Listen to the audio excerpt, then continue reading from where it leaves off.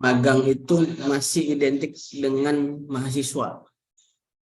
Nah, jadi kalau ada peluang-peluang internship, biasanya kita lihat lowongan magang, lowongan internship itu biasanya masih eh, persyaratan atau kategorinya adalah untuk usia mahasiswa. Nah, untuk kali ini kita akan bahas magang mungkin hanya kulitnya aja. Nanti kalau untuk lebih dalam kita buat workshopnya boleh. Nah, mari kita buka kegiatan kita pagi hari ini dengan sama-sama baca lafaz basmalah.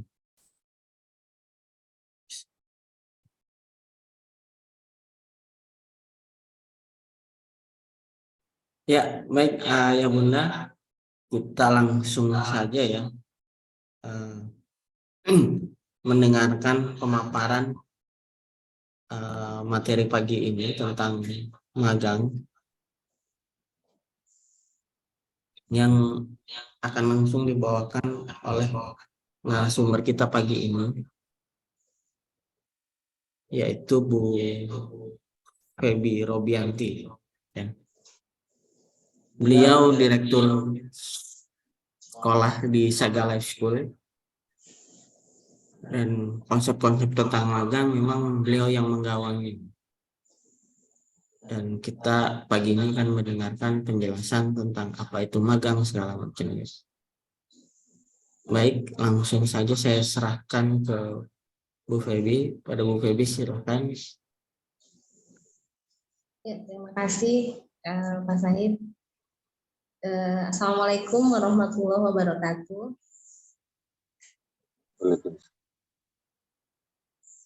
Ya, Pak Sahid, materinya kita tolong. Pada kesempatan ini ya Bunda, terima kasih saya ucapkan kepada Ayah Bunda yang sudah berkenan hadir untuk sama-sama kita melakukan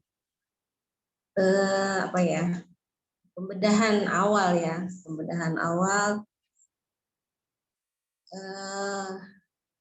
mengenai magang. Nah, ini yang seperti sudah disampaikan kepada Ayah Bunda mengenai magang ini merupakan hal yang sudah tidak aneh sebenarnya ya untuk di kalangan teman-teman homeschooling atau home educator maupun sekolah alam pada umumnya. Ya, secara khusus saya mengucapkan terima kasih kepada admin Bekasi dan teman-teman yang sudah menyelenggarakan dan memberikan ide tentang kegiatan kali ini, karena memang seluk-beluknya itu tentang magang sangat banyak sekali. Gitu. Nah, sudah ready Pak? Ya, sebentar saya akan menceritakan sebagai pengalaman pertama ya. Pengalaman pertama. Saya kemarin menulis artikel sebagai tugas dari kampus mengenai kerja keras di dalam Islam. Bagaimana Islam menilai sebuah kerja keras atau hard work dalam dan perbandingannya dengan beggar ya atau peminta-minta gitu. Nah, saya menemukan sebuah penelitian yang mengatakan bahwa itu buku yang diterbitkan itu tahun 2021, jadi masih sangat baru ya. Ternyata di kalangan para pemuda sekarang etos kerja keras itu menurun, bahkan dari yang katakanlah dari 100% hitungannya para pemuda itu etos kerjanya yang memiliki etos kerja baik itu hanya 12%. Sedangkan orang tua yang disebut orang tua mungkin kalau di Eropa itu 50 tahun, 60 tahun itu kan masih aktif bekerja ya mereka ya. Itu 23%. Jadi para pemuda itu hanya memiliki 12% dari total etos kerja yang dibutuhkan oleh manusia yang berdikari begitu. Ini sangat disayangkan.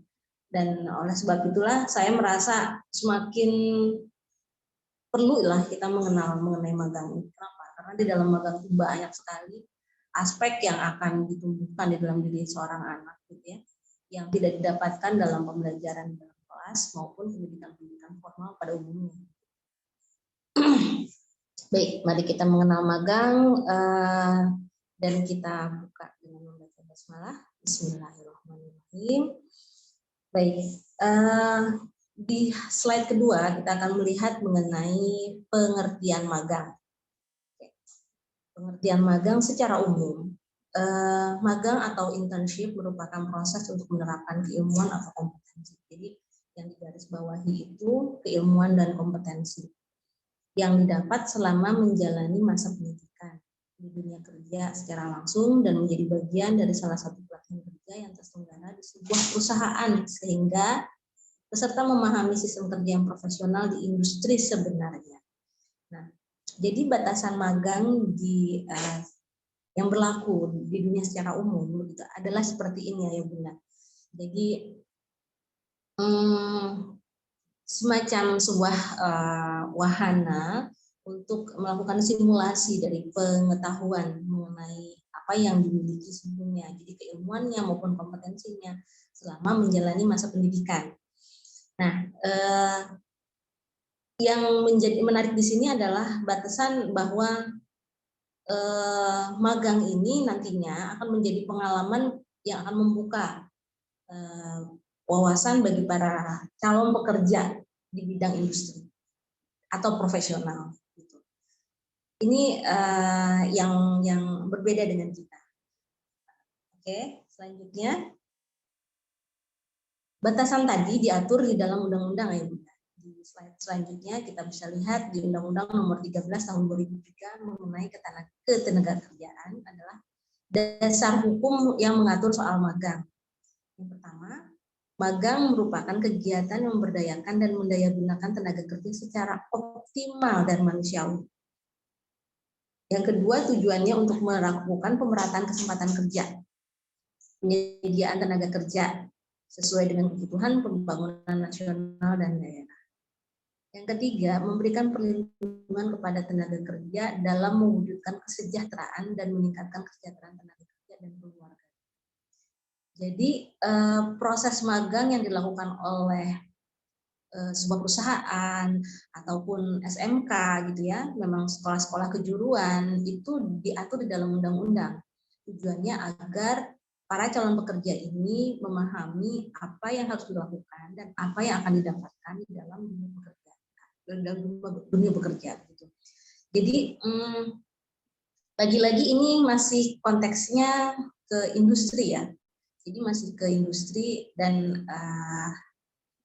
itulah yang membuat kita seharusnya segera berpacu dan menjadikan proses pemagangan ini yang dilakukan secara berkelompok atau secara komunal bisa menjadi lebih efektif untuk anak-anak kita. Oke. Selanjutnya, di slide selanjutnya unsur hubungan kerja. Nah, unsur hubungan kerja itu paling tidak ada 3 hal yang akan kita bahas di sini. Pertama, service, yaitu pelayanan atau bentuk pekerjaan yang dilakukan oleh para trainee atau orang-orang yang mengikuti internship atau peserta magang. Yang kedua adalah time atau waktu. Jadi magang itu memang diberikan batasan waktu yang khusus begitu. Kemudian ada upah. Nah, di sini yang sangat menarik buat kita ya. Jadi kita masih bisa memegang nih kalau untuk pelaksanaan pemagangan di dunia komunitas, kita bisa masih menggunakan 3 hal ini, yaitu service, time, and pay. Kenapa seperti itu nanti akan kita bahas belakangan. Tapi saya ingin saya ingin mengajak teman-teman untuk mengingat kembali mengenai bagaimana Rasulullah bersama para sahabat membuka ladang dakwah baru gitu ya pada zamannya penyebaran Islam di awal-awal, yaitu pada sebelum Fatah Mekah ya. Rasulullah itu sebelum melakukan dakwah pasti mengirimkan utusan untuk melakukan survei gitu ya. Melihat apakah bagaimana kesediaan masyarakat, kesiapan mereka untuk menerima dakwah, menerima Islam, bagaimana keadaan perekonomiannya, bagaimana keadaan politiknya dan sebagainya. Nah, dari situlah kemudian nanti Rasulullah akan mengirimkan para utusan yang sebenarnya utusan-utusan itu pun datang setelah mendapatkan informasi dari awal itu sudah memiliki kriteria bentuk pelayanan tertentu, dan itu pun merupakan bagian dari pemagangan. Jadi menariknya kalau kita membahas tentang bagaimana menerapkan magang di dalam komunitas maupun di sekolah alam, basis kita menggunakan Al-Quran, Sunnah, dan bahkan Sirah gitu ya. Oke, di slide selanjutnya perjanjian magang ya Bunda. Perjanjian magang ini perlu kita lakukan, perlu kita buat dengan pihak penyelenggara magang atau orang yang bertanggung jawab terhadap pemagangan di lokasi pemagangan tersebut agar clean and clear gitu. Agar apa yang dilakukan oleh para peserta magang sesuai dengan MOU, dengan SOP, dan apa yang diterima oleh lembaga pemagangan ini pun sesuai dengan yang diharapkan. Oke. Yang pertama, hak dan kewajiban peserta magang dan perusahaan. Ini harus dibuat di awal. Nah, ayah bunda yang tertarik untuk membuat konsep pemagangan untuk anak-anak di daerah masing-masing atau di komunitas hebat ini, gitu kan, kita bikin kelompok untuk pemagangan. Yang harus kita lakukan pertama kali ini, hak dan kewajiban peserta magang dan perusahaan. Nah, kalau perusahaan nanti kita ganti, apakah ini merupakan bentuknya UMKM ataukah lembaga-lembaga yang melayani masyarakat dengan bentuk-bentuk pelayanan sosial maupun pelayanan pendidikan, gitu. Atau di lokasi-lokasi yang memang dibina oleh komunitas-komunitas yang kita percaya. Yang kedua, jangka waktu magang. Kita harus sepakat mengenai hal ini. Jadi walaupun ini langsung ya kita arahkan ke arah pemagangan dengan platformnya komunitas. Jangka waktu magang. Nah, jangka waktu magang ini pun harus dipastikan kedua-duanya sama-sama ridho, baik dari penyelenggara magang maupun dari tempat yang kita menitipkan anak-anak untuk magang. Jangan sampai keberadaan para peserta magang ini memberatkan tempat penyelenggaraan magang ini atau perusahaannya atau komunitas tempat anak-anak kita melakukan pembelajaran magang ini. Yang ketiga, pembiayaan selama magang. Nah, ini yang berbeda sebenarnya. Yang berbeda mengenai pembiayaan, atau kalau di slide sebelumnya ada yang disebut dengan pay, ya, bayaran. Kalau di komunitas atau di sekolah alam, saya nggak paham deh kalau di sekolah alam yang lainnya. Kalau di sekolah alam Saga, itu pembiayaan magang itu dipikul oleh sekolah. Gitu. Kenapa? Karena memang kita memahami secara jernih bahwa tidak ada orang yang dengan mudah menerima anak-anak usia sekolah untuk melakukan pemagangan. Kenapa? Karena rata-rata pemikiran mereka adalah, wah, nambah kerjaan, begitu ya. Bukannya anak magang ini ngebantu, malah merepotkan. Begitu.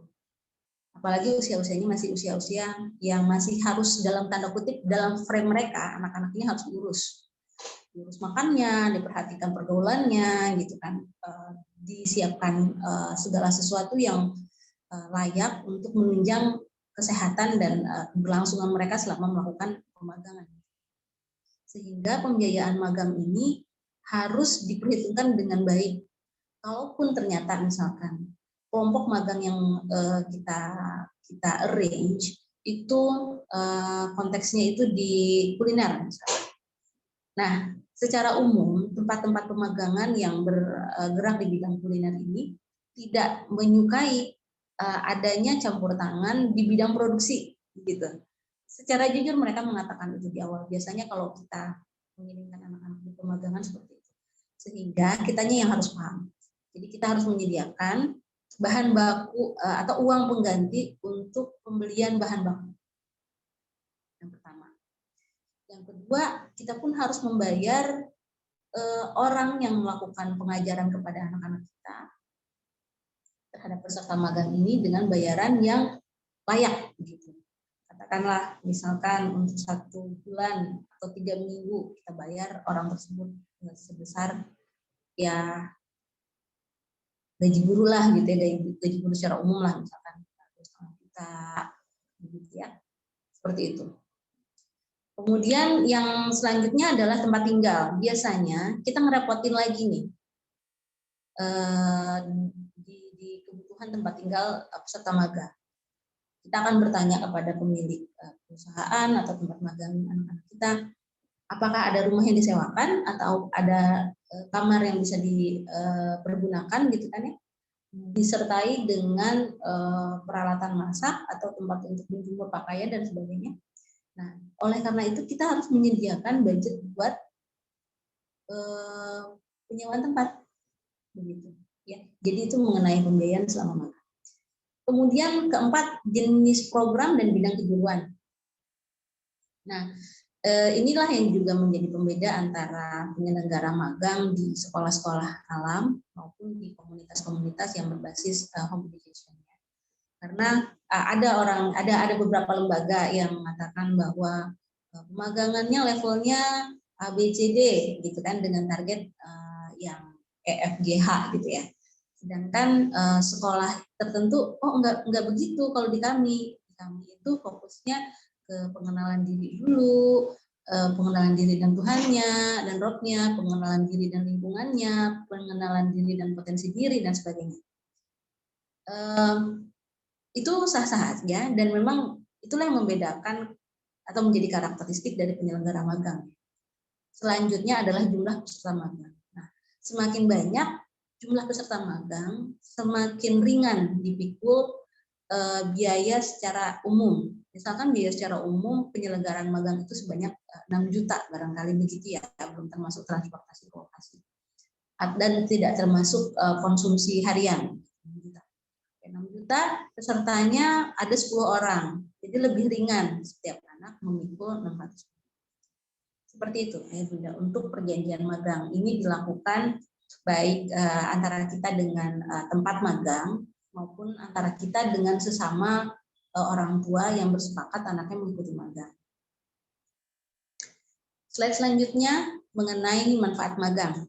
Kenapa sih kemudian kita mengambil model pembelajaran berupa experience learning yang bernama magang ini? Sementara ketika saya browsing di internet, itu hampir tidak bisa saya temukan pemagangan yang dilakukan oleh level SMP maupun SD, gitu.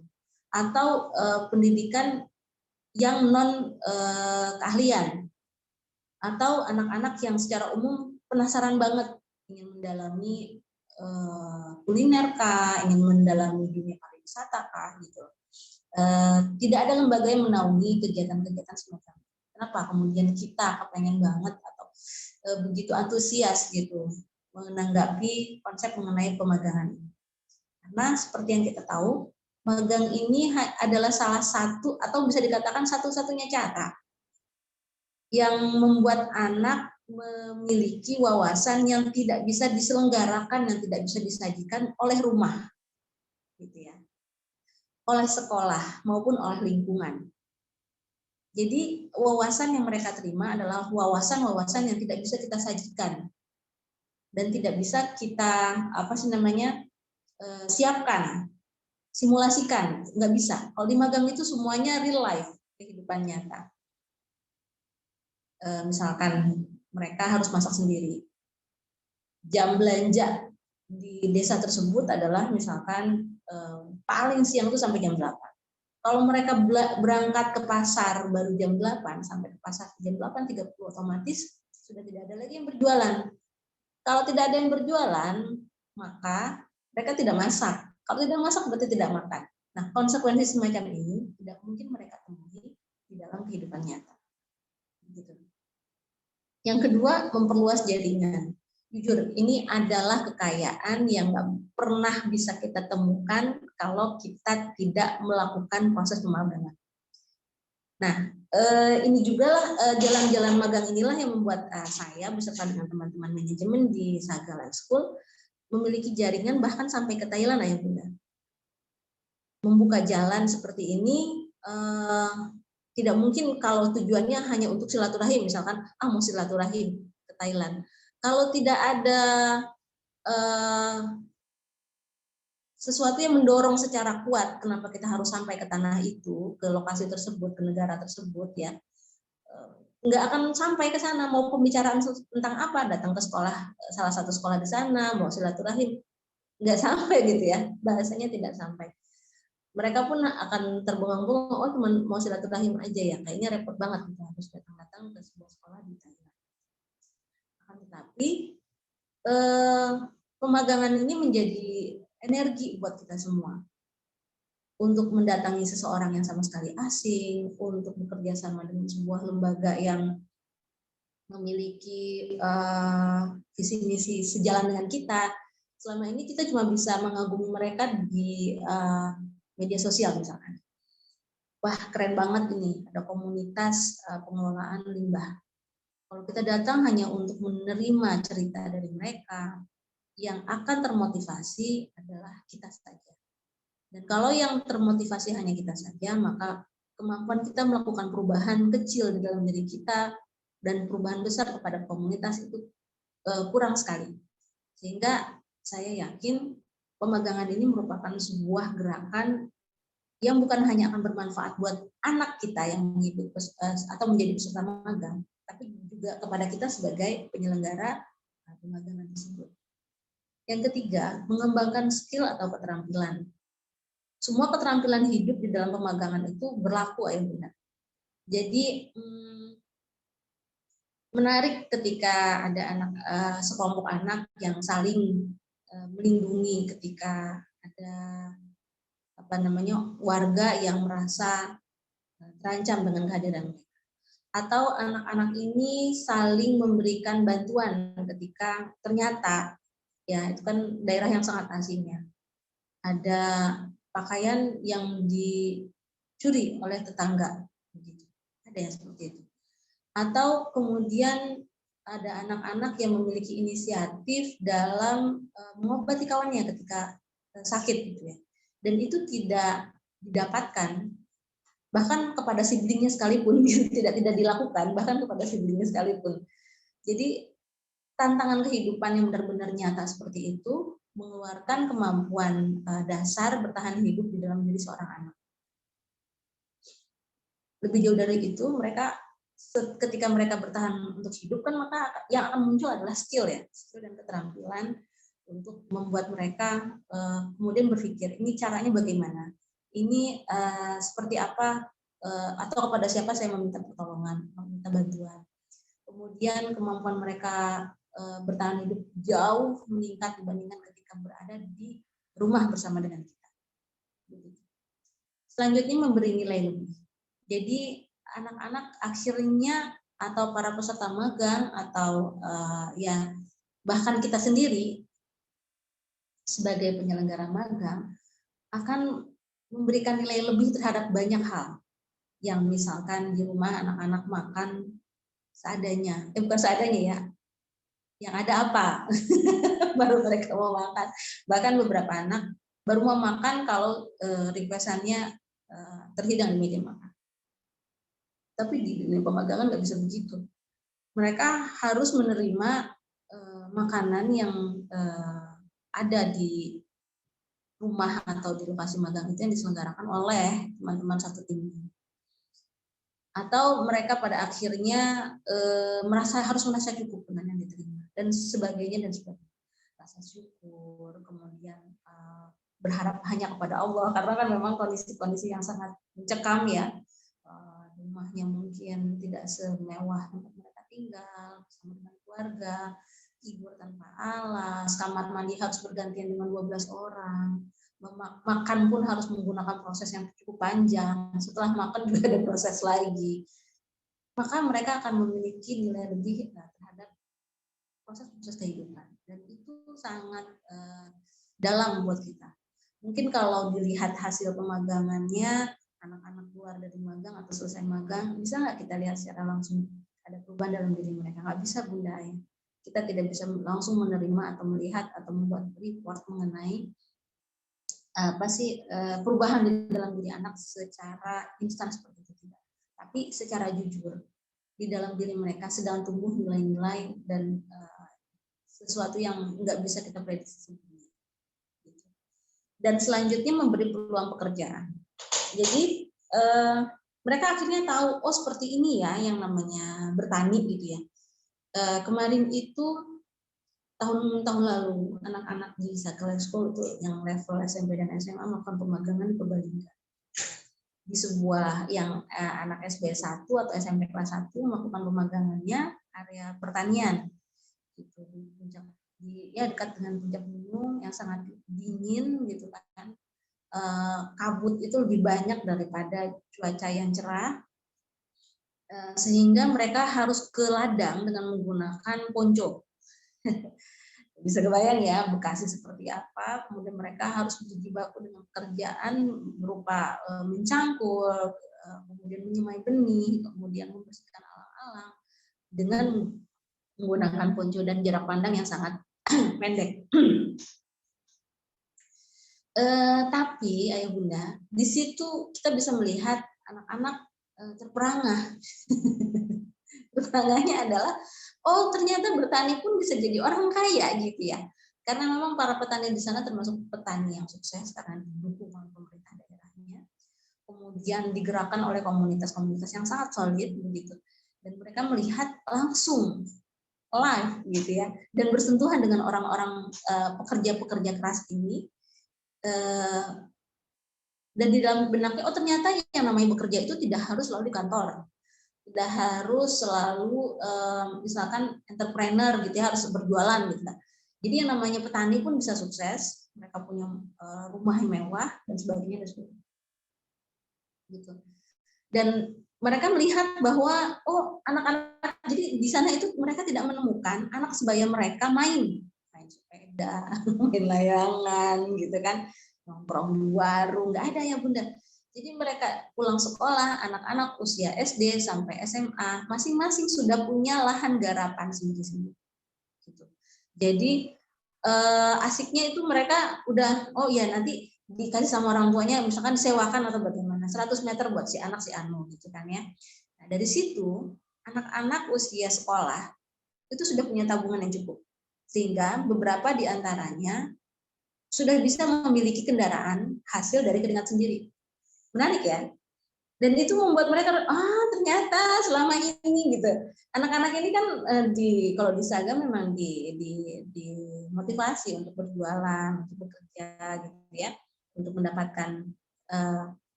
maisyah dari hasil keringat sendiri gitu. Dan mereka melihat bahwa itu belum seberapa dibandingkan dengan teman-teman sebayanya di daerah tersebut.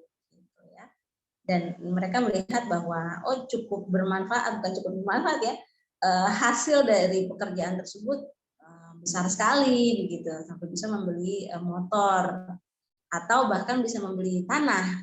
Dan yang lebih asiknya lagi, anak-anak yang sudah cukup besar itu mereka bisa nabung untuk beli rumah gitu. Keren banget pokoknya. Oke, di slide selanjutnya saya ada yang minta admin.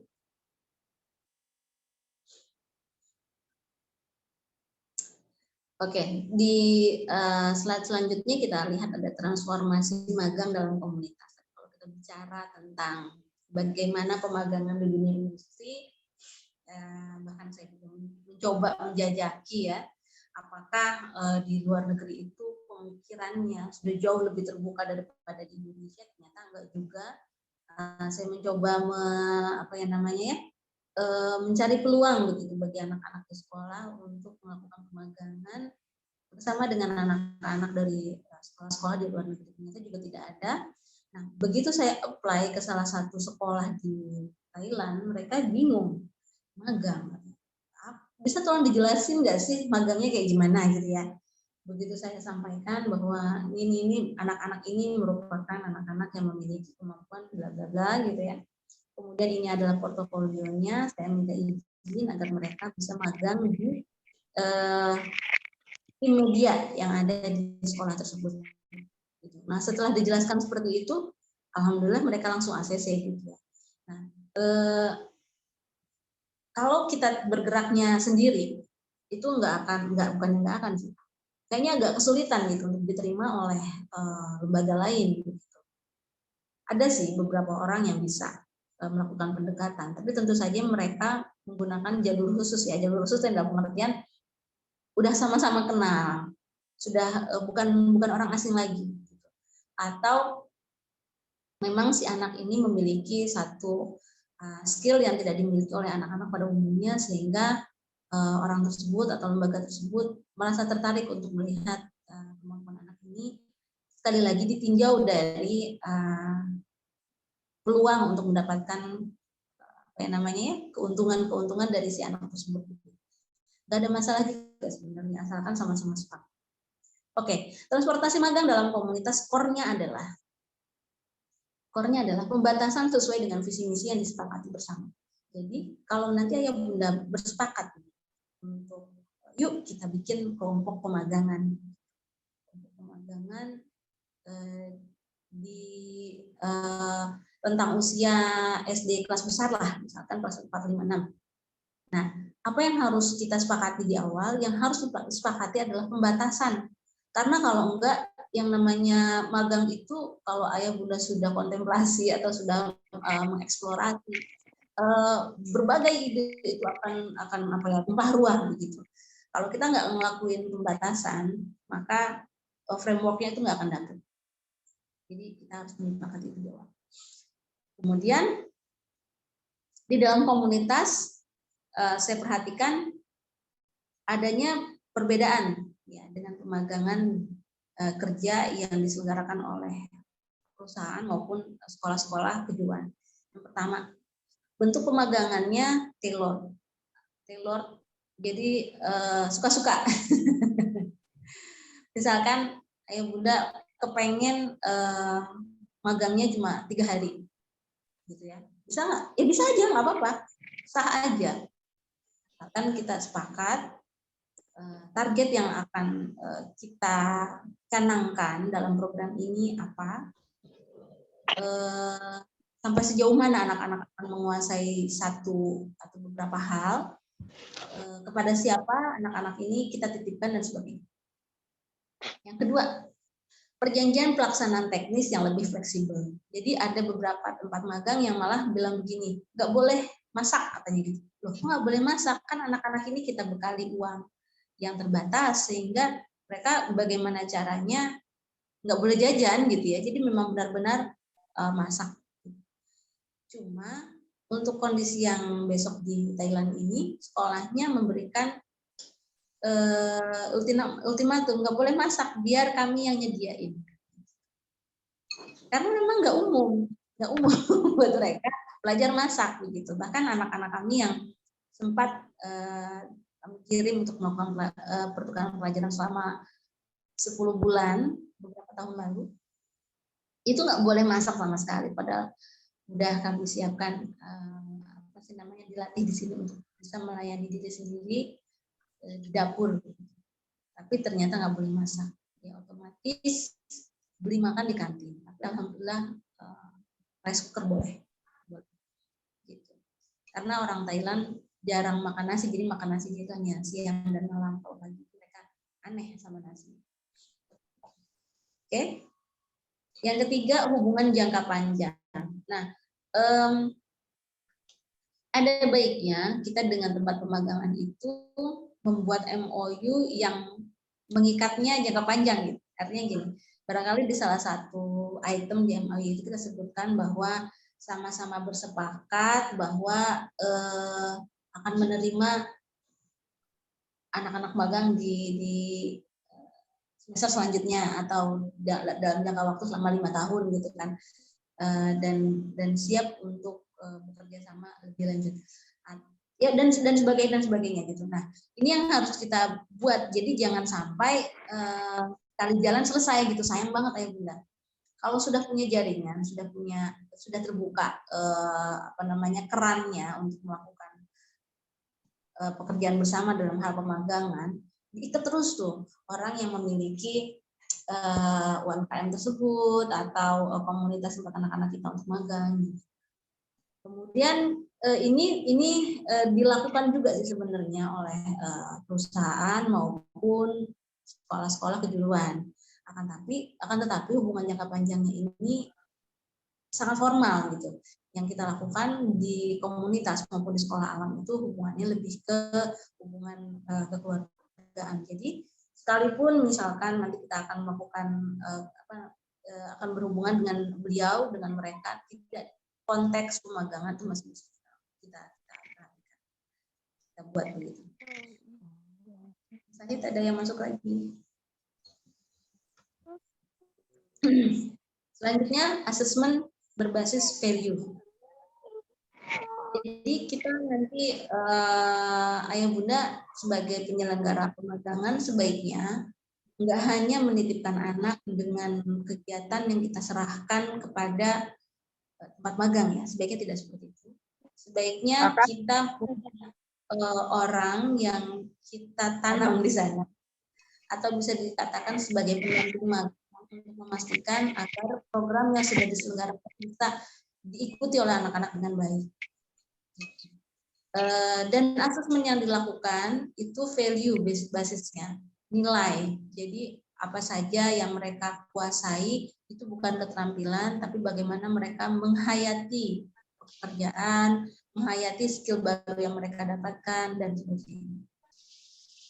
Selanjutnya area kebermanfaatan. Nah, area kebermanfaatannya menjadi lebih luas karena pemagangan ini ya seperti ta'akhi ya, saling mempersaudarakan.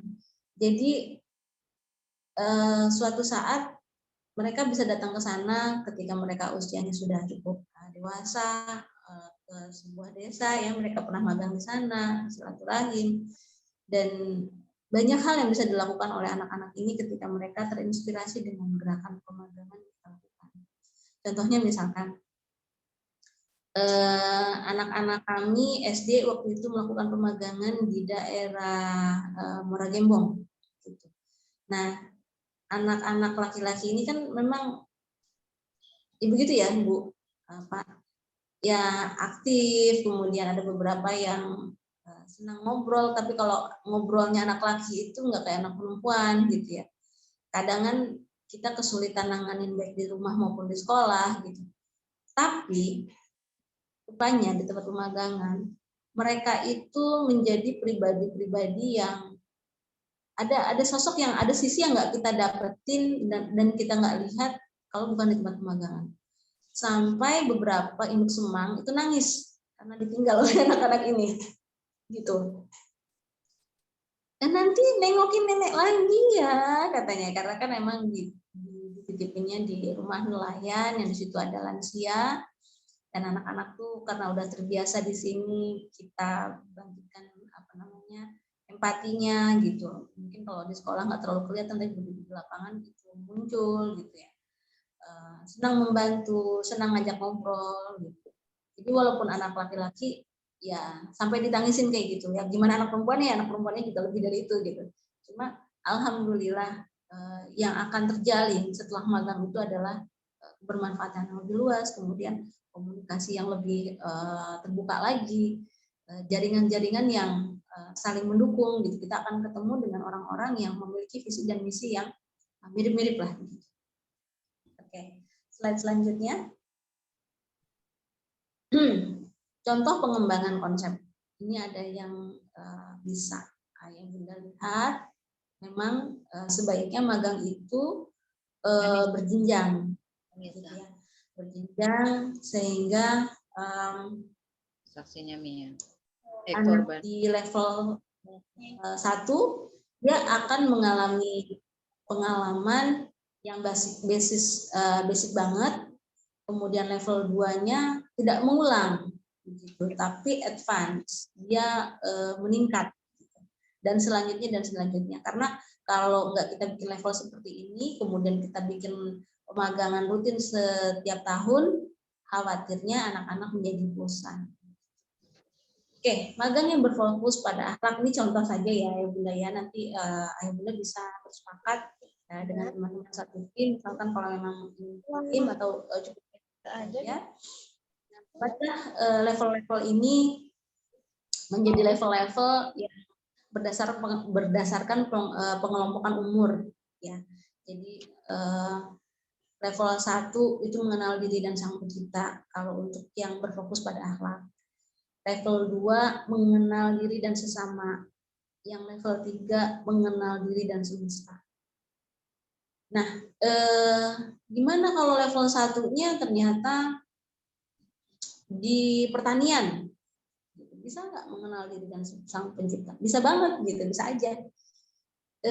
Gimana bisanya? Bisanya itu memang key point-nya itu ada di pendamping magang, Ayah Bunda.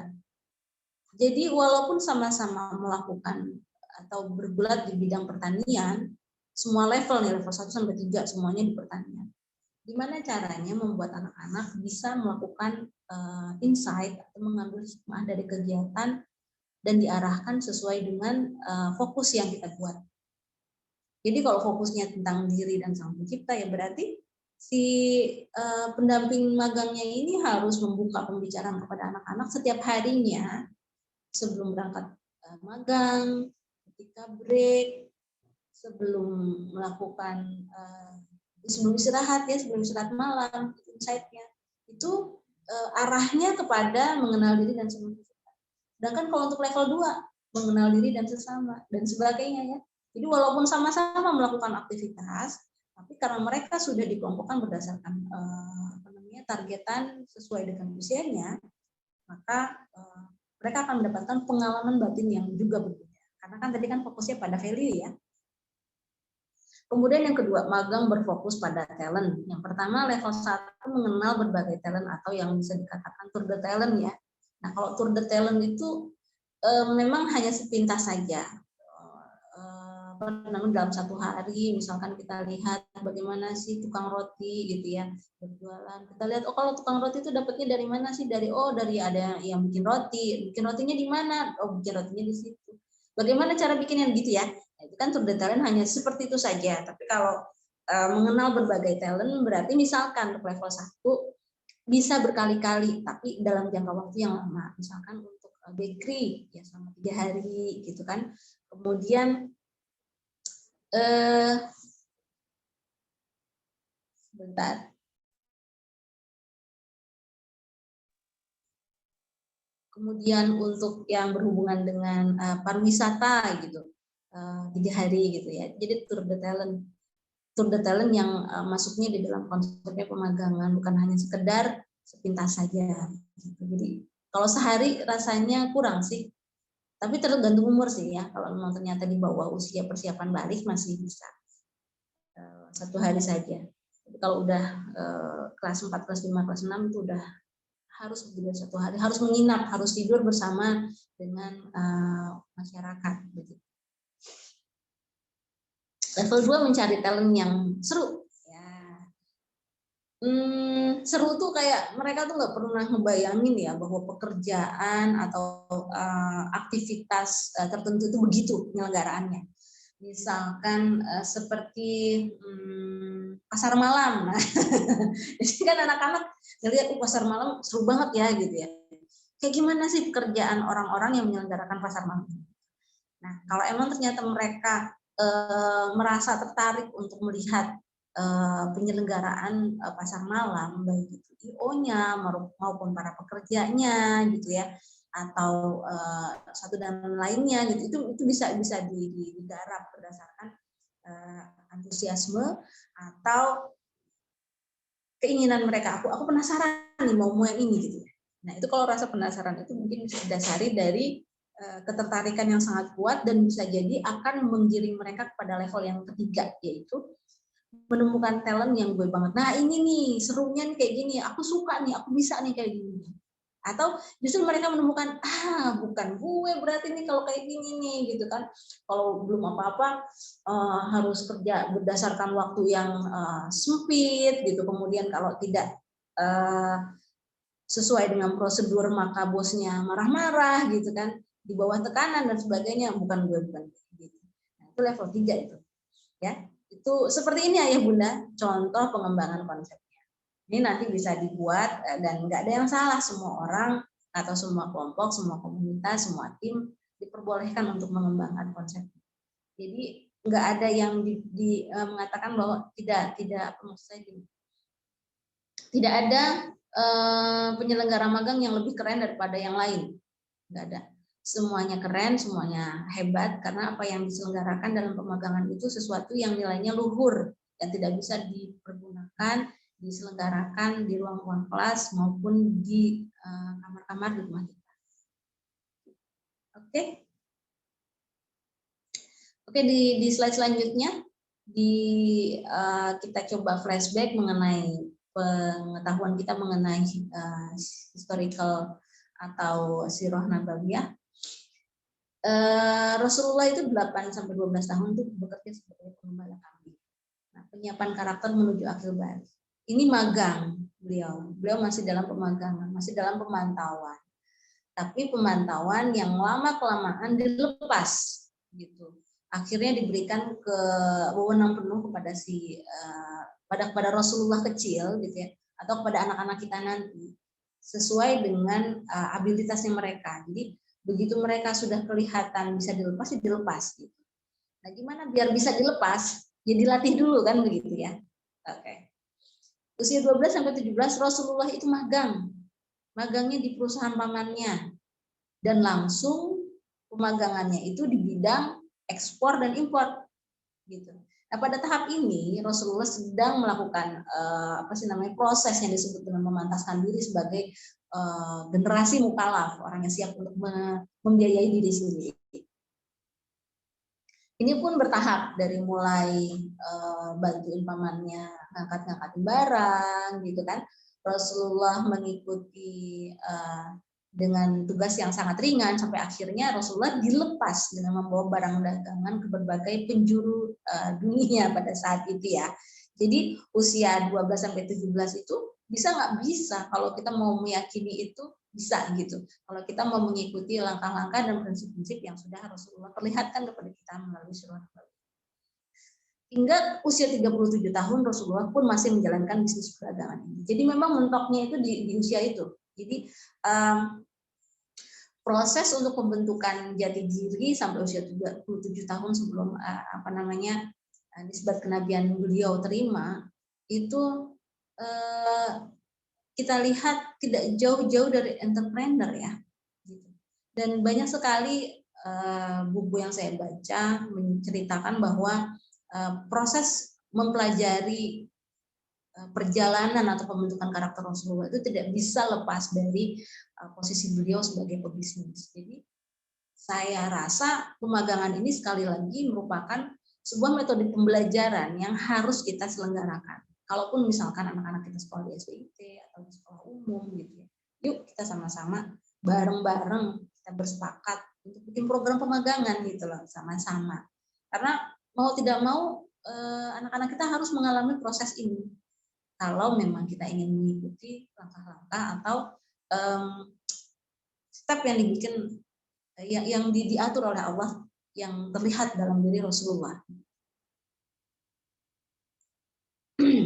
Marketing adalah istilah lain dari dakwah. Model pendekatan ini yang menjadikan pembeda antara aktivitas marketing muslim dan non-muslim. Jadi kalau Rasulullah ini pendekatannya dakwah itu adalah disebut dengan marketing, mungkin Ayah Bunda bisa review kembali ya ilmu yang disampaikan oleh Ustaz Taat mengenai azan. Azan itu merupakan bentuk dari marketingnya umat Islam gitu ya. Jadi panggilan-panggilan, kemudian penegasan dan kesepakatan-kesepakatan yang muncul di dalam azan itu sebenarnya model marketing. Jadi tidak bisa dilepaskan bahwa proses pemagangan yang akan kita lakukan sebaiknya memang mengikuti asas-asas marketing. Bukan selalu ini, Ayah Bunda, bukan selalu berhubungan dengan bisnis, bukan, tapi asas-asas marketingnya seperti apa yang nanti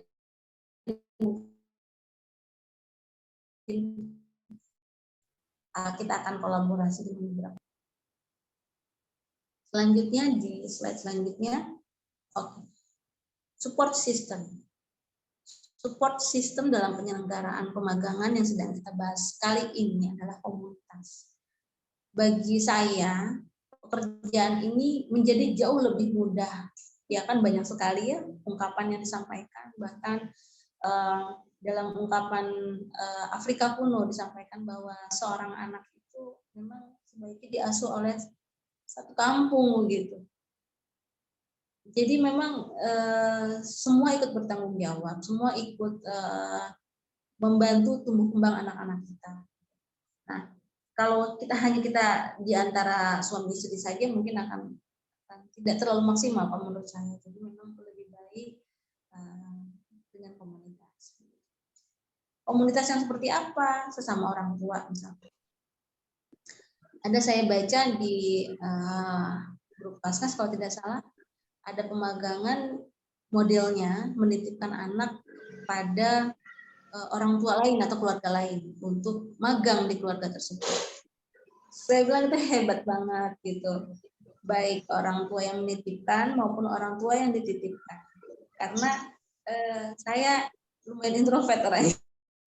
Jadi kalau ketemu atau ketitipan anak orang, beban di pundak saya rasanya berat sekali karena mengkhawatirkan banyak hal. Tapi kalau ternyata mereka siap untuk saling menyokong satu dengan yang lain, ya alhamdulillah. Tapi kalau ternyata ada orang tua atau keluarga yang tidak siap untuk dititipkan, ya sebaiknya kita tidak bisa memaksakan. Yang kedua, lembaga pendidikan. Jadi hubungan kita dengan lembaga pendidikan. Ada nggak sih lembaga pendidikan yang memperbolehkan anak-anak lembaga pendidikan tersebut menyelenggarakan magang? Anak-anak kita mau ikut magang, ada nggak yang memperbolehkan? Bisa saja, silahkan. Kalau mau ke Saga, misalkan, Saga mau ngadain magang di mana, kapan gitu, boleh nggak anak saya ikut? Gitu ya.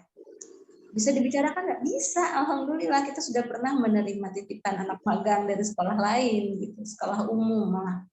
Jadi akan tetapi ada beberapa step yang harus kita lakukan dengan para orang tua yang bersepakat untuk melakukan kerjasama dalam pemagangan ini dengan lembaga pendidikan. Yang kedua UMKM. Nah UMKM nggak semua UMKM juga ya Bunda ternyata, karena ada orang-orang penyelenggara UMKM ini yang masih mengundang apa sih namanya kepada kalau kita lihat ada undang-undangnya tadi yang menyatakan bahwa pemagangan adalah begini-gini dan mereka khawatir apabila ada anak-anak yang mengikuti di kelas mereka atau di UMKM mereka dinyatakan sebagai eksploitasi gitu ya. Nah itu juga yang harus diperhatikan. Kalau mereka ternyata nggak sepakat ya nggak usah gitu. Nah di Bekasi ini saya belum nemu yang bisa menerima anak-anak usia sekolah untuk ikut UMKM yang cukup besar. Ada beberapa sih sebenarnya, tapi mereka lebih kepada artis pekerja seni, orang yang memang sebenarnya melakukan UMKM itu menyelenggarakan UMKM itu untuk menjual hasil karyanya. Nah itu mereka lebih fleksibel. Tapi kalau hubungannya dengan makanan, dengan minuman, mereka enggak mau. Karena bagian produksi itu memegang peranan penting. Gitu. Kecuali si anak sudah memperlihatkan kemampuannya. Ada anak kami yang diperbolehkan untuk masuk ke dapur sebuah UMKM kuliner bakery ya, karena memang si anak ini memang punya kemampuan dasar memasak yang cukup baik gitu. Jadi bahkan untuk beberapa proyek dia pegang. Tapi secara umum masih belum terbuka. Nah, UMKM di daerah ya Bunda, luar biasa penyambutannya lebih baik dari Bekasi dan kota-kota besar lainnya. Karena mungkin juga mereka tumbuh dari proses yang hampir sama dengan kita, cuma mereka nggak sebut magang aja. Jadi UMKM ini dulunya orang pemilik UMKM ini magang ke pamannya gitu kan, pamannya punya tenda pecel lele gitu ya, kemudian akhirnya dia punya ide untuk mengolah lelenya menjadi bahan pangan yang lain, dan dia melihat anak-anak kita, oh seperti saya dulu ya, iya benar yang kayak gini seharusnya gitu. Nah rata-rata kalau orang-orang daerah itu sambutannya seperti itu, mereka happy banget, walaupun awalnya pasti akan merasa bingung juga ya. Yang selanjutnya itu industri.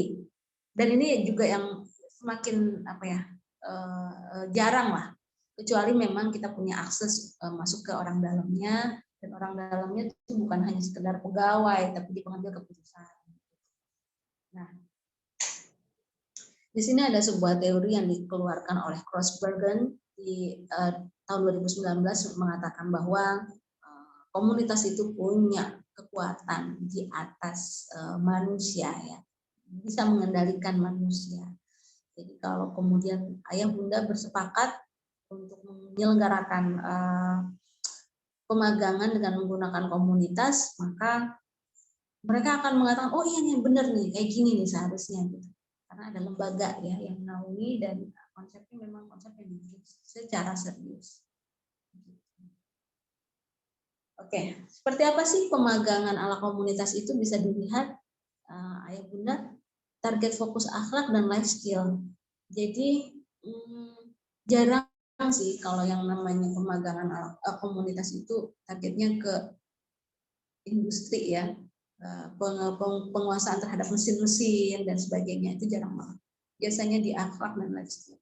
Kemudian pemagangan ala komunitas pun membuat komunitas semakin solid gitu.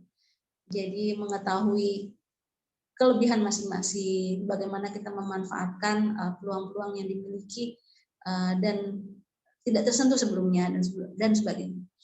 Kemudian memperluas keberkahan, karena bayarannya itu pakai doa kalau di komunitas. Walaupun semua biaya yang habis pakai itu harus kita keluarkan dalam bentuk rupiah, tapi balasan berupa doa itu yang paling kita butuhkan. Jadi ya komunitas ini menjadi sebuah keluarga lah yang diikat secara religius gitu ya. Kemudian komunitas yang melakukan pemagangan pun nantinya akan mempertajam intuisi para orang tua maupun penyelenggara pemagangan dan juga anak-anak. Gitu. Kenapa mempertajam intuisi? Karena begitu kita mengikuti pemagangan, gitu ya, sekali dua kali gitu, radar kita tuh nyala ya bunda. Jadi kita melihat, oh ini sepertinya bisa punya kemungkinan bagi kita untuk bekerja sama dengan lembaga ini keren loh gitu ya. Dan orang-orang tersebut melihat kita memperkenalkan diri dan memperlihatkan portofolio pemagangan anak-anak, mereka langsung, oh iya, oke, ayo kita bekerja sama. Jadi intuisinya memang benar-benar jalan, dan radar itu terpancar dengan kuat gitu. Jadi memang jadinya ya saling menemukanlah ruhnya. Membuka peluang kebaikan yang lain, saling support, pemberdayaan diri, dan kemudian akan memperluas dan membuka wawasan mengenai kita mau ngapain lagi nih abis ini gitu ya. Oke, di slide selanjutnya di tahap-tahap yang akan saya sampaikan di sini, ayah bunda bisa tailor sendiri, nggak apa-apa. Cuman secara umum ini yang kami lakukan. Yang pertama paling utama, kita harus bisa melakukan pemetaan terhadap kondisi anak. Jadi semua anak itu kita harus kenal mereka, bagaimana lebihnya, bagaimana kurangnya, di bagian apa harus dibantu, di bagian apa dia sudah mandiri gitu kan, apa yang membuat mereka merasa tertarik dan sebagainya. Itu harus dipetakan dulu sebelum kita melakukan pemagangan. Jadi nggak ujuk-ujuk kita bikin proses, bikin proposal ya, ataupun bikin model pemagangan atau konsep pemagangan, enggak. Yang pertama kali dilakukan dalam persiapan pemagangan adalah pemetaan kondisi anak. Gitu. Jadi kita nggak bisa bikin magang anak menyesuaikan proses kita atau program kita, enggak. Program magang kita build up, kita tailor, kita jahit berdasarkan polanya anak. Yang kedua, target dan tujuan magang pun itu harus kita buat disesuaikan dengan kondisi anak. Yang ketiga, persepsi anak dan orang tua. Apa sih kalau sudah kita bikin peta, kita ajak ngobrol anaknya. Ayah bunda pengen bikin program magang buat kamu. Kamu tertarik nggak gitu? Misalkan ya, karena kita sudah bikin peta, kita lihat kecenderungan anak-anak kita, keunggulan anak kita di mana, kemudian hal-hal yang membuat mereka merasa tertarik di area apa. Kita ceritakan, mau nggak? Kalau magang misalkan ya di perusahaan yang melakukan voice over misalkan. Wah, karena memang si anak ini ternyata suka dengan prosesnya, dia suka ngikutin omongan gitu, atau ketika karena dia sudah berkali-kali nonton Pikachu, misalkan Pikachu-nya di mute suaranya, dia yang ngomong gitu ya. Nah, kita lihat ada potensi anak di situ, kita sampaikan, oke, berarti bisa lanjut gitu. Nah, bagaimana orang tua bisa menyampaikan dengan baik pada anak, dan bagaimana anak bisa menerima informasi yang diberikan kepada orang tua, itu penting. Itu tahap yang ketiga. Yang keempat, kita hunting nih tempat magang. Tempat magang yang kita hunting itu diusahakan memang sebelumnya kita sudah melakukan pengamatan secara online terlebih dahulu. Jadi jangan sampai datang ke sebuah lokasi benar-benar babat alas gitu. Jadi huntingnya memang sudah dilakukan secara online dulu. Yang ketiga, setelah hunting kita lakukan survei lokasi magang. Surveinya bukan hanya tempatnya si anak magang ini saja, tapi juga di mana pasar, di mana masjid, di mana rumah yang bisa kita titipkan anak-anak kita. Kita kontrak rumah tersebut. Atau kalau ternyata hanya diperbolehkan beberapa kamar, ya kita kontrak beberapa kamar tersebut. Nah, kesepakatan seperti ini hanya bisa dilakukan kalau kita sudah bekerja sama dengan tempat magang dengan baik.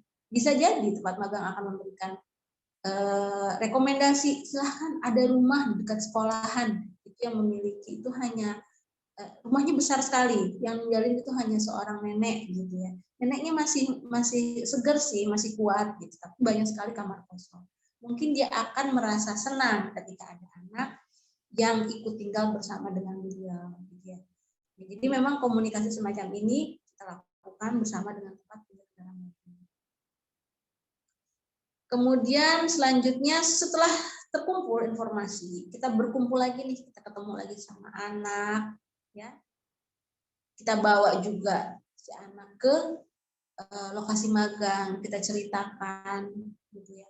Kita perlihatkan blueprintnya seperti apa, roadmap-nya bagaimana sih selama magang itu, apa yang ditargetkan, bagaimana kegiatannya, daily activity-nya seperti apa, kemudian jenis penilaiannya bagaimana, siapa yang akan melakukan pendampingan, apa saja yang boleh dan tidak boleh, itu harus disampaikan bersama-sama bersama dengan tiga pihak ini. Yang ketujuh, menyiapkan anak ayah bunda. Nah, ini yang kadang-kadang suka miss. Jadi mau nitipin anak aja. Tapi begitu saya tanya gimana anaknya, kesiapannya bagaimana gitu, bina dirinya bagaimana, oh anak saya belum boleh megang kompor. Wah, saya bilang oke, ikut, nggak apa-apa, ikut magang, ini masih ada 3 bulan, latih gitu, latih anak-anak dengan life skill standar untuk bertahan hidup, hubungannya dengan kompor, dengan dapur, aktivitas-aktivitas yang mereka bisa lakukan itu sebenarnya dilatihnya bisa selama 3 bulan rata-rata ya. Kemudian menyiapkan dokumen yang dibutuhkan seperti consent letter, kesepakatan antara orang tua dengan program, mereka sepakat anak-anak melakukan ini gitu ya. Kalau MOU itu lebih kepada hubungan antara penyelenggara magang dengan tempat magang dan selanjutnya. Kemudian kalau dokumen sudah dilakukan, selenggarakanlah MOU, lakukanlah MOU gitu ya. Yang kalau bisa tidak secara online, tidak mengirimkan MOU-nya secara online. Tapi kalau ternyata hubungan sebelum MOU sudah cukup baik, kemudian tinggal meneruskan MOU secara online melalui email, itu tidak apa-apa. Asalkan memang kita sudah terjalin ya secara hati lah dengan tempat magangnya. Oke, selanjutnya hal-hal yang perlu diperhatikan, kesesuaian antara harapan dengan realita. Nah ini ayah bunda, kita posisinya sebagai orang tua, sebagai penyelenggara kegiatan, sebaiknya lebih lapang sebelum menyelenggarakan pemagangan. Kenapa harus kita punya hati yang lapang? Karena nanti di pemagangan kita nggak bisa membayangkan akan menghadapi apa sih anak-anak kita, karena ini real life ya, bukan simulasi. Jadi kalaupun misalkan kita berharap anak-anak ini ditempa secara disiplin gitu oleh tempat magangnya, kemudian ternyata kondisi alam tidak memungkinkan, kayak kemarin ya yang saya ceritakan tadi di tempat pemagangan di Purbalingga, saya berharap anak-anak lebih mengenal penciptanya dengan cara misalkan mengikuti pengajian yang diselenggarakan di kampung tersebut bersama dengan para petani gitu.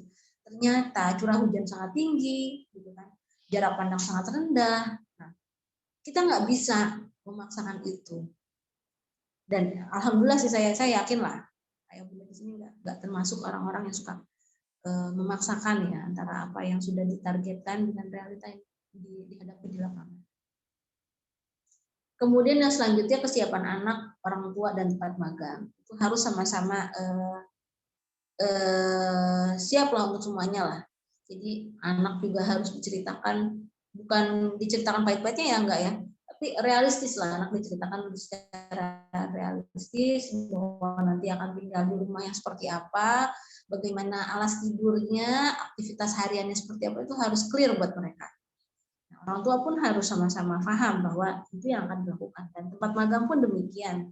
Jadi kalau misalkan anak-anak ini masih yang begitu dibentak ngembeng gitu ya, namanya kan kondisi real di masyarakat, kita nggak tahu ya, misalkan anaknya ketemu sama orang yang berkarakter keras, kemudian suara beliau menggelegar sementara ayah dan bundanya di rumah lembut, ya.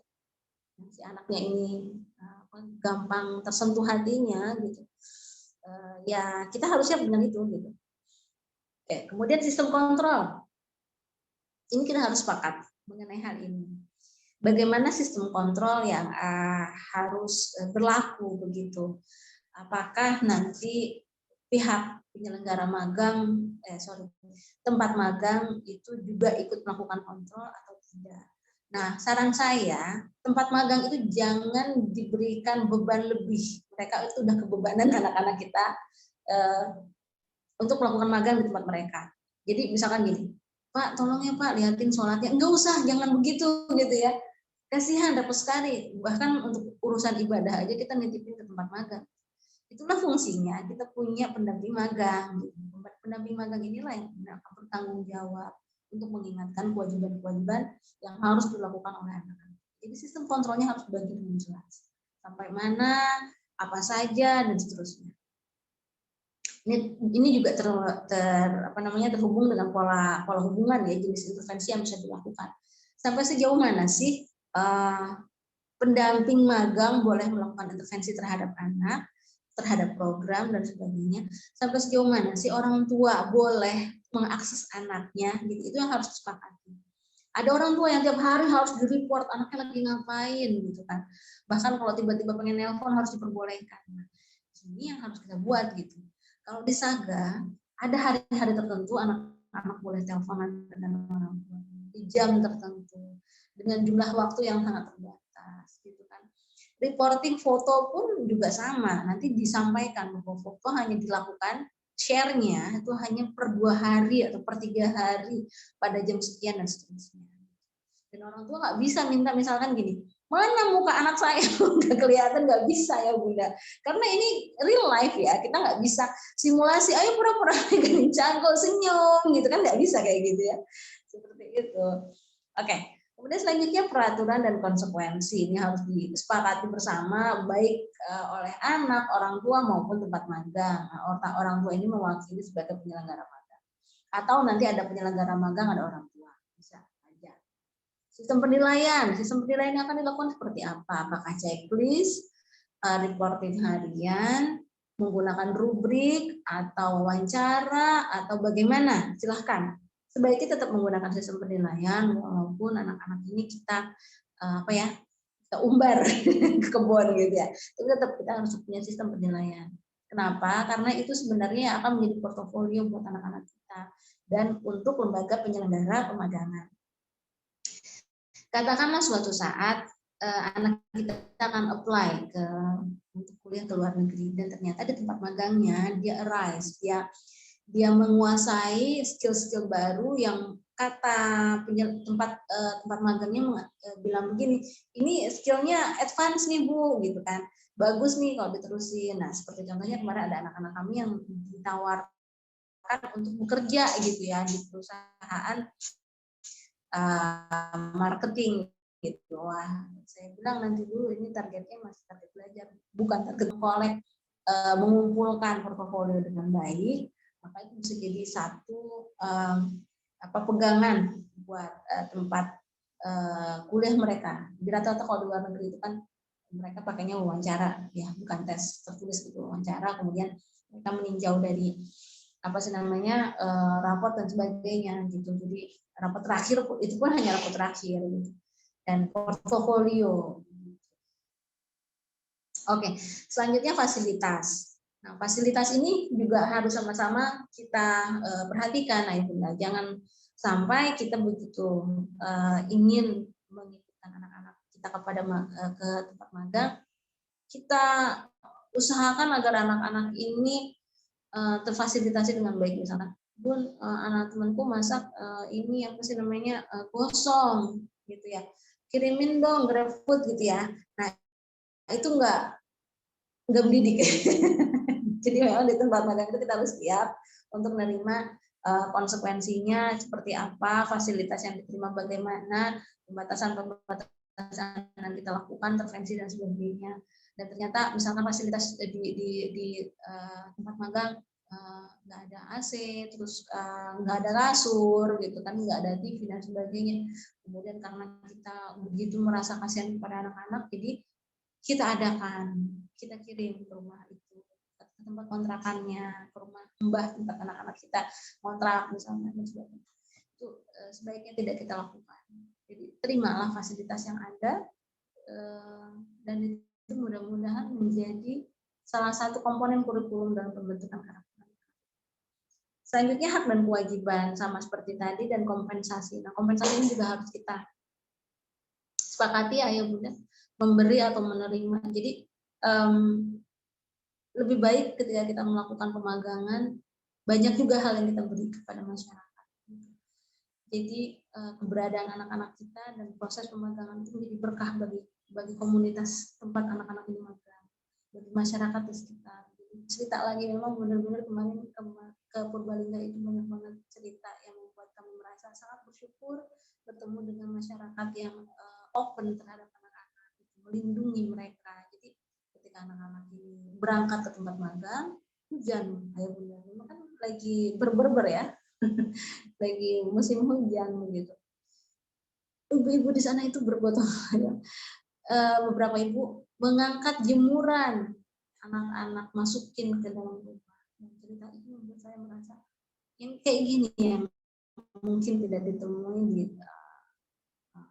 perkotaan ya, bahkan di rumah-rumah yang anak-anak tidak harus repot dengan jemuran yang harus dimasukin, dikeluarin dan dimasukin. Jadi justru kita yang harus banyak memberi, karena kita akan banyak menerima. Gitu. Oke, selanjutnya di slide selanjutnya di pelaksanaan magang. Dalam pelaksanaan magang, kalau tadi kan persiapan magang, pelaksanaan magang itu hanya 3 itu sebenarnya prinsipnya, Bunda. Yang pertama, dijalankan dengan apa yang sudah disepakati, kemudian progress report-nya terpantau, yang ketiga adalah sama-sama ridho. Udah itu aja deh. Insya Allah kalau ini udah dipegang, pelaksanaan magangnya akan berjalan dengan lancar. Oke, selanjutnya pasca magang.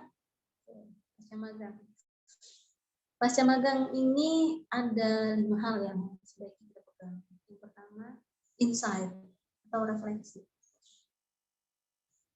Jadi biasanya kalau habis magang itu anak-anak capeknya luar biasa ya, karena mereka harus mengeluarkan usaha sangat besar untuk tune in, untuk mengikuti program magang dengan sebaik mungkin, untuk tetap sehat, untuk tetap bahagia, untuk tetap menikmati proses yang dijalani. Nah, kalau kita tidak mencari waktu yang tepat, untuk mengajak mereka, menginsight kegiatan yang mereka lakukan, itu nanti hilang begitu saja ya, menguap. Oh, cuma yang diingat sama mereka capeknya, dinginnya, laparnya, sedihnya, kangennya gitu ya. Hanya itu aja yang didapetin nanti. Jadi memang setelah magang, insight harus kita lakukan dengan insight yang sangat dalam. Bagaimana melakukannya? Ayah bunda lah yang tahu. Modelannya seperti apa, ngobrol sama anak-anaknya. Kemudian yang kedua, recall. Kita manggil lagi tuh keterampilan apa yang sudah dikuasai sama anak-anak. Misalkan anak ini udah terbiasa masak ya untuk mencukupi kebutuhan makannya, untuk menyediakan makan untuk dirinya dan timnya. Kita recall keterampilannya. Tolong dong masakin yang biasa kamu masak di tempat makan apa? Ya itu, sop lagi, gitu kan? Gitu memang. Iya, pagi sop, ya sop, malam sop. Ya mungkin mereka masak cuma sekali kemudian diangetin ya bunda ya. Atau memang ternyata hanya itu yang mereka kuasai. Atau memang nyari yang praktis ya. Kadang kan banyak alasan ya. Sebenarnya mereka bisa masak yang lain. Cuma yang praktis buat mereka sop. Dan mungkin karena di area dingin, jadi mereka cari yang hangat-hangat dan berbuah. Ya. Dia hanya sop saja. Dan sopnya isinya apa? Hanya bakso, kemudian ya tetap ada sayur-sayurnya. Dan sayurnya berganti. Ada sayur, kadang-kadang, bukan sayur apa saja lah yang mereka masukin, tapi dengan bakso gitu ya. Luar biasa pokoknya. Nah, kita recall tuh, mau dong ayah bunda dimasakin sop gitu sama kamu. Ya.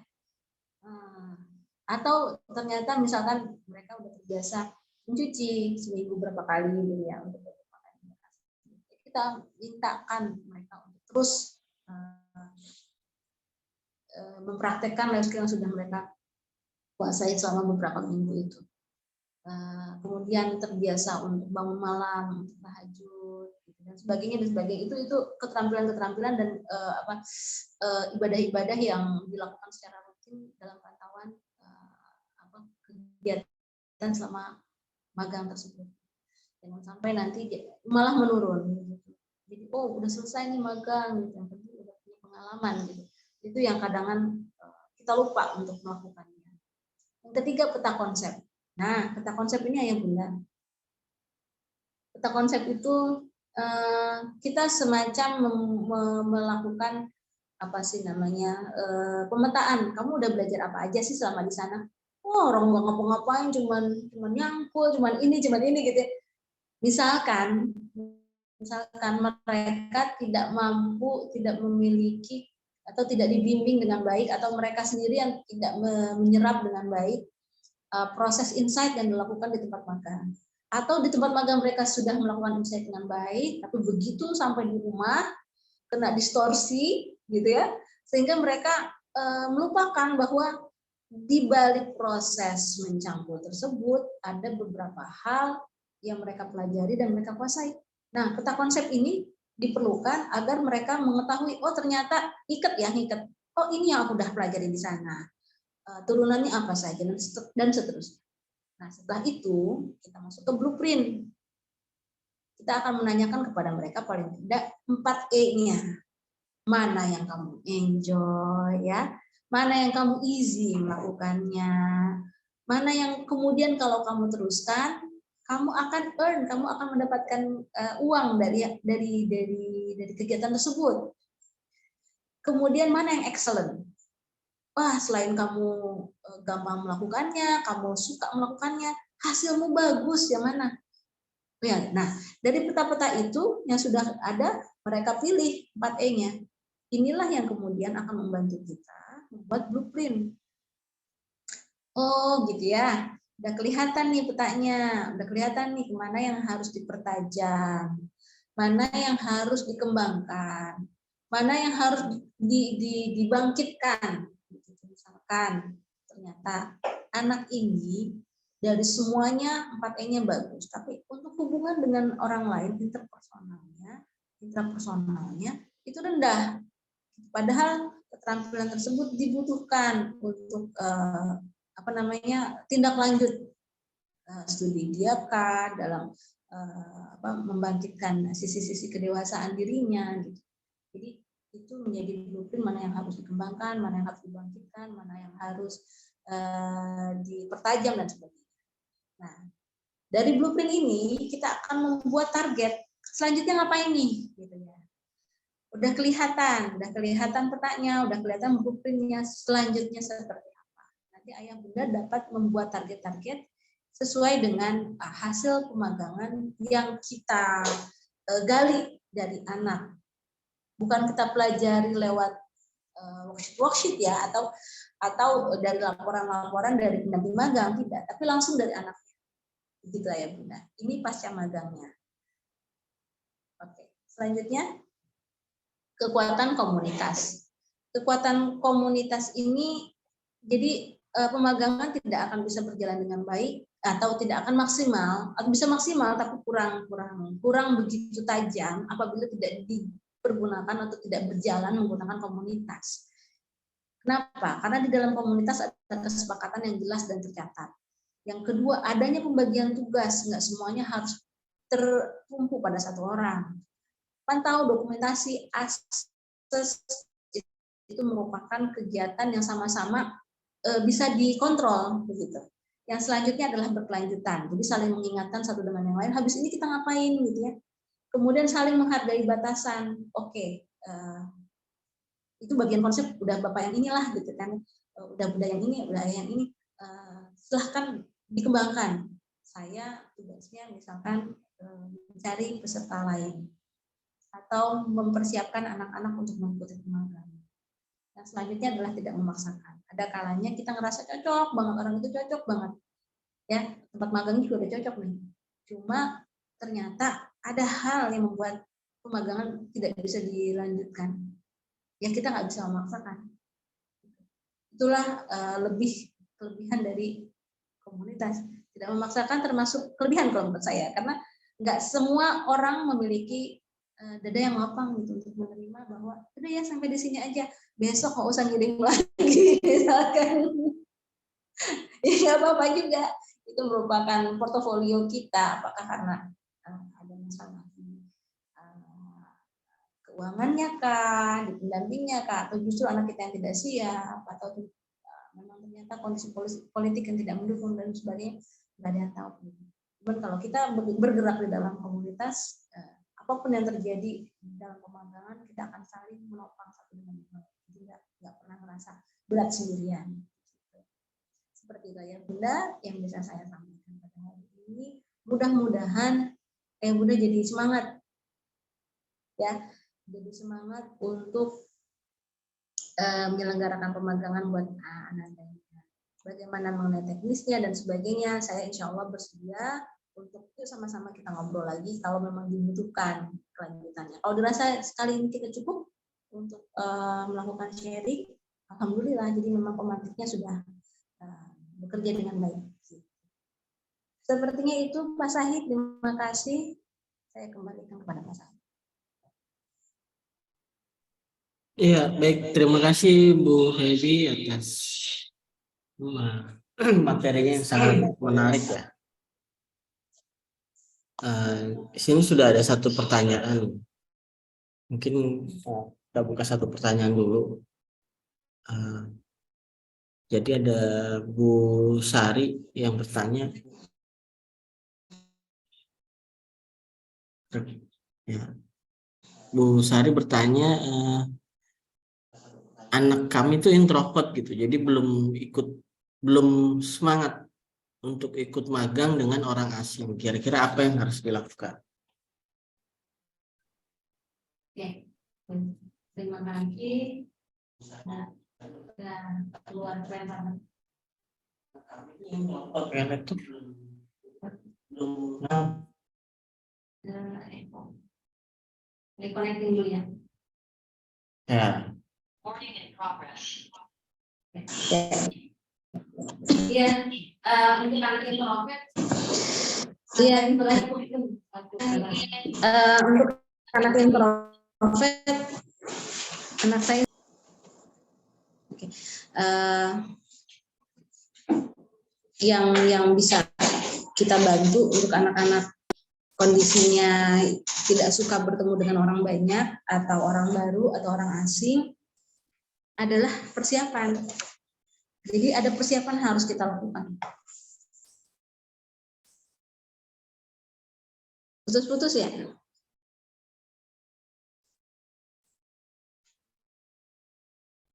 Oke. Cek. Oke. Ya, mudah-mudahan nggak putus-putus lagi ya. Jadi persiapan yang harus kita lakukan itu adalah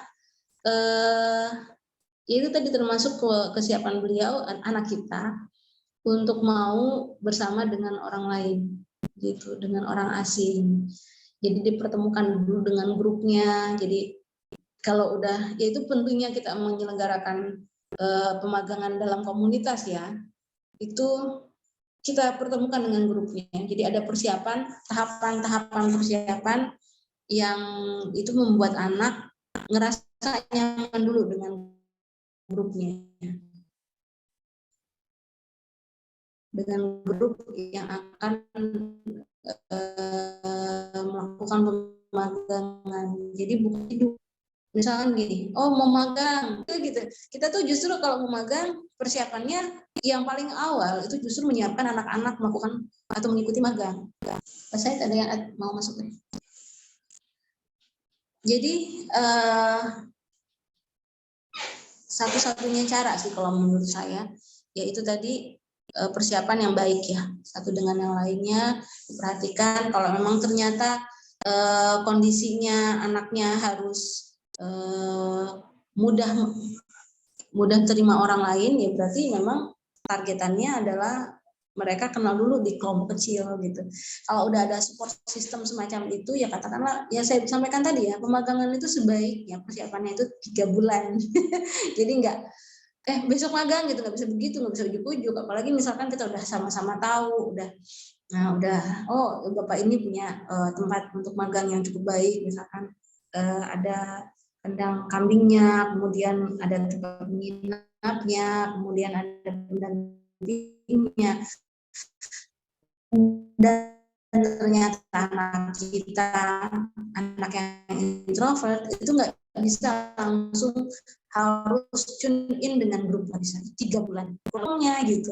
Nah itu yang asik, nanti kita akan bikin kurikulumnya, targetannya anaknya harus ngapain, ketemu dengan grup ngapain gitu ya, nggak melulu ke teori sih tidak, tapi justru ke kesiapan mereka secara life skill dan bina dirinya yang lain lah, kalau ya. Oke, itu barangkali Pak Syahid. Yang benar, silakan.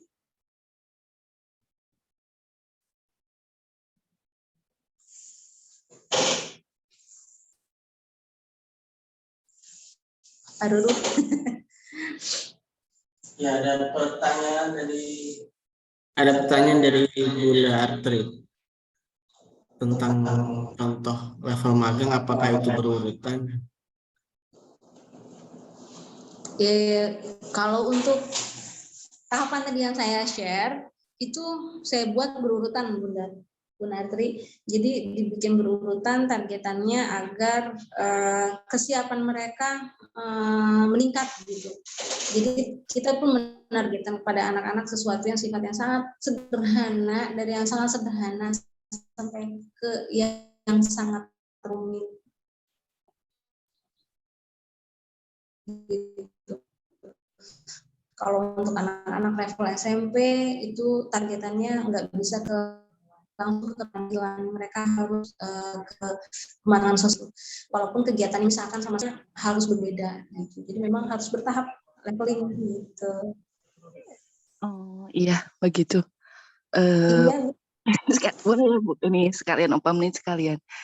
Ini Bu, kan kalau misalnya berurutan gitu ya, berarti dimulai dari diri dan mengenal diri dan apa namanya tadi, kemudian alam, kemudian pencipta dan segalanya. Nah, itu perlu dilakukan dengan komunitas ya berarti. Kita nggak agak susah ya kalau misalnya berdasar dari mulai dari saya ngeliat tadi ada satu itu, terus Bu Feby mencontohkan magang itu bisa dari apa yang anak mau gitu, apa yang anak sukai gitu. Jadi pemetaannya adalah potensinya pada anak gitu.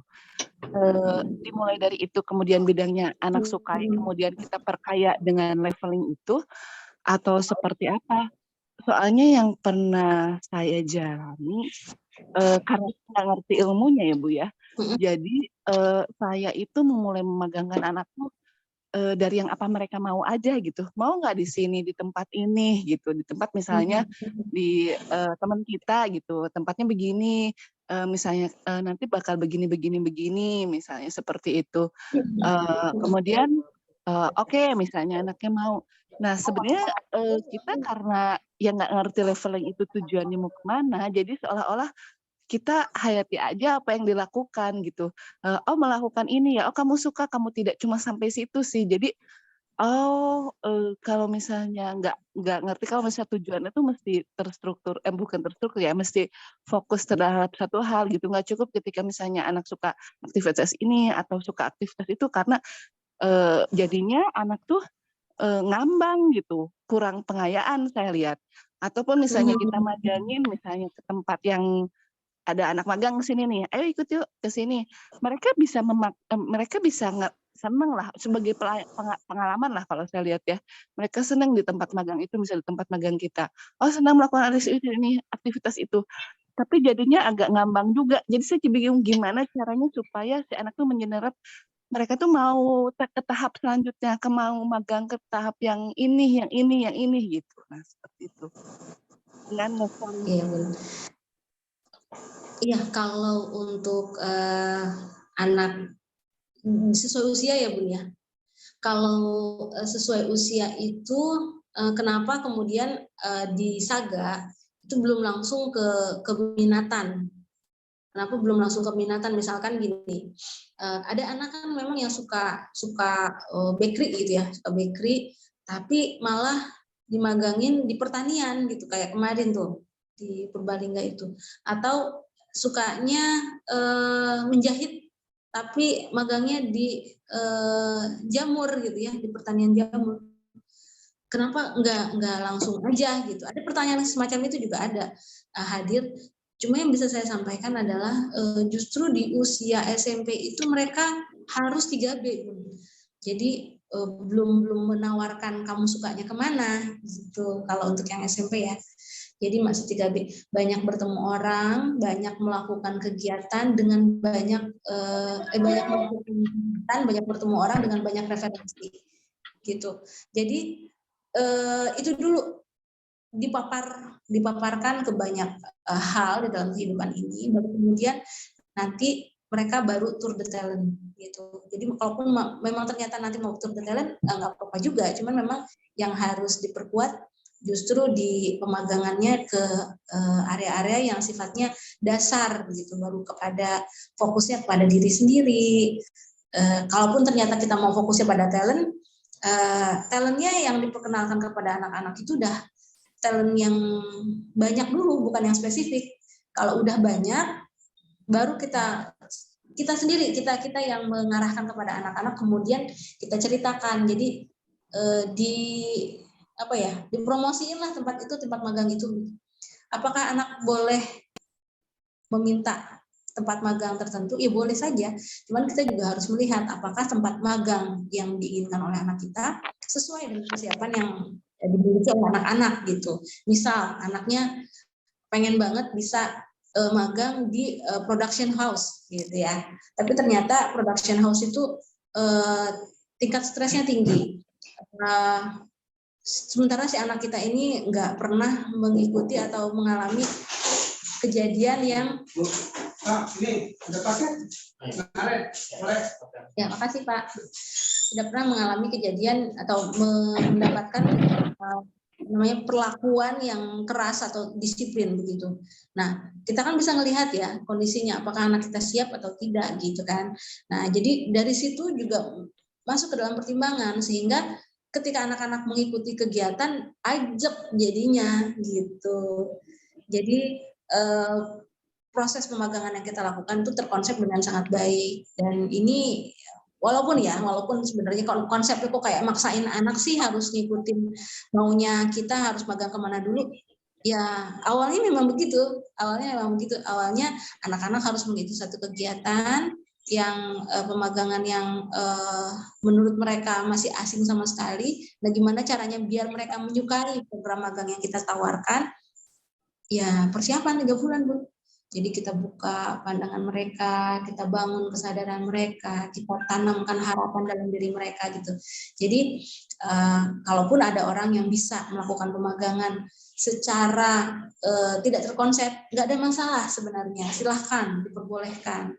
Cuma kalau kemudian hasilnya tidak maksimal, ya itu wajar karena memang tidak dipersiapkan dengan detail begitu. Nah, kalau kita mau melakukannya secara detail, segala sesuatu kita persiapkan termasuk ke anaknya yang tadinya anaknya nggak suka kemudian kita bujuk misalkan ya, kita bukakan pandangannya di luar dari kenyamanan yang mereka miliki, nanti insya Allah ketika mereka masuk ke dalam proses atau tahap magang selanjutnya yang lebih kepada passion, yang lebih kepada apa yang mereka mau, itu mereka akan maksimal karena sudah melalui dan sudah mendapatkan life skill yang mereka butuhkan dari pemagangan-pemagangan sebelumnya yang pada level dasar gitu.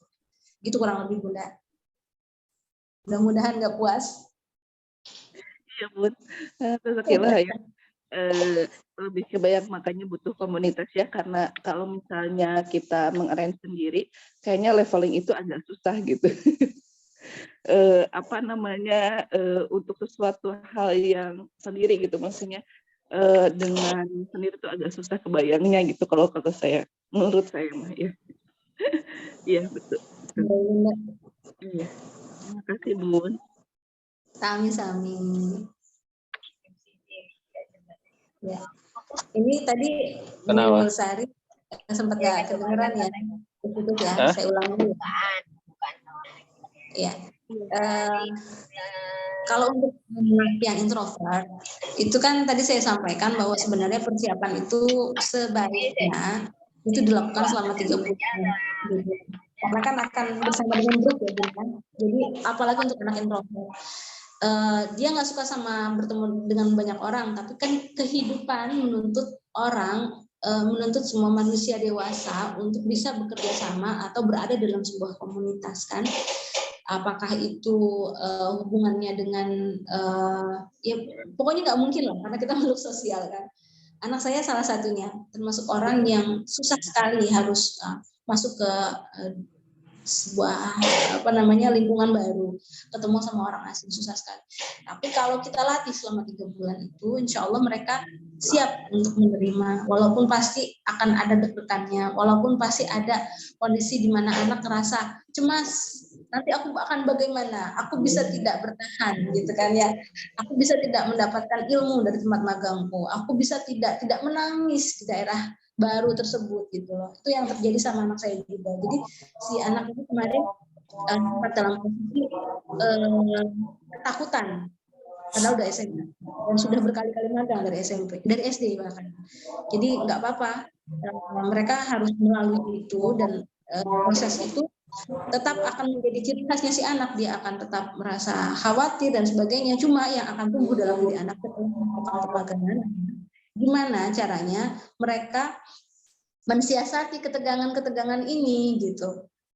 Jadi nggak bisa kita kasih teori ke mereka tuh, si anak introvert tuh nggak bisa kita kasih teori. Teorinya adalah kalau kamu ketemu nggak bisa, mereka harus ngalamin sendiri, mereka harus struggle, mereka harus nangis, mereka harus berusaha menemukan formula yang paling tepat bagi dirinya untuk merasa nyaman di tempat baru, di sebuah lingkungan yang sangat tidak bisa mereka prediksi, tidak bisa mereka bayangkan sebelumnya. Begitu Bu Sari. Insya Allah cukup ya. Jazakallah.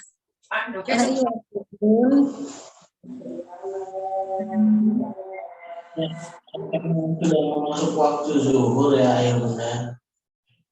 Saya belum ya.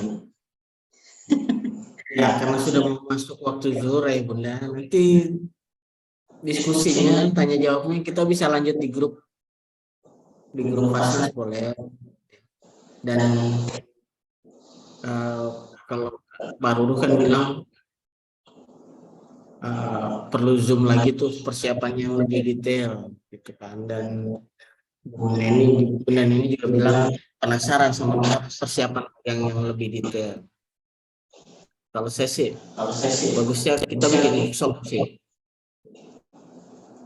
Jadi kalau mau yang lebih detail, lebih workshop itu lebih jelas dan detail gitu. Kalau kita bikin workshop tentang magang gitu, termasuk tentang persiapannya, kemudian perangkat apa yang harus kita siapkan gitu ya, misalkan untuk menilai gitu, untuk mengakses mengevaluasi magang anak itu apa saja perangkatnya gitu. Itu akan lebih detail dan jelas kalau kita buat workshop. Ya barangkali ayah bunda di daerah ada yang mengadain workshop, boleh silakan. Untuk sementara selanjutnya kita bisa diskusi lebih lanjut melalui grup WA ya. Baik ayah bunda, lebih lanjut untuk sesi hari ini kita cukupkan sampai sekian dulu ya. Nanti memang kalau bahas tentang magang itu panjang dan kita akan nggak akan ada habisnya lah gitu. Bahkan ketika kita sudah melakukan magang, biasanya akan berkembang terus tuh segala sesuatu tentang magang itu. Ya, baik, karena kita tutup pertemuan kita pada hari ini dengan sama-sama baca lafaz hamdalah dan doa kafaratul majelis.